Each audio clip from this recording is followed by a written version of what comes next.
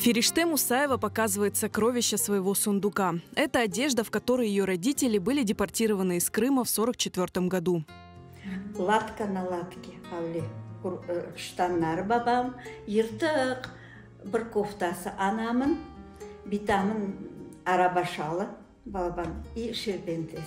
Эту же одежду родителям пришлось носить и первое время в ссылке. По множеству заплаток можно понять, как тяжело жилось депортированным на чужбине. Анам, в общем, алып болған бір şey аламаған evден, бір бала урбала бірекет алып, әуле шыққан юла. Бір алған неме Құран. Ау Құран evde, bizde yarısı yanған. Ау ateşte яқтыларын, Құранларын советлер. O вақытте құтарған ау Құранын да битан еве алған. Вот о Құранда менде шын.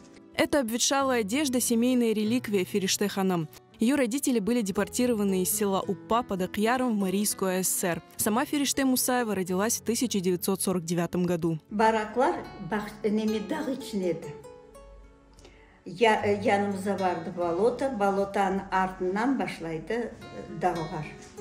Babam, anam çalışadılar dağda, balet ettiler dağı. Çok horluklar çekkenler, pek soğuk, urba yok. В 1960-х, когда крымские татары стали уезжать из сурового Мариэла, семья перебралась в Казахстан. Здесь Фериште ханым выучилась и стала педагогом. Работала в детском садике и школе. Родители работали в колхозе. Бында келділер, бақшыда, yüzümlükte avli çalışıp yürüdüler. Bundan da gittiler пенсия.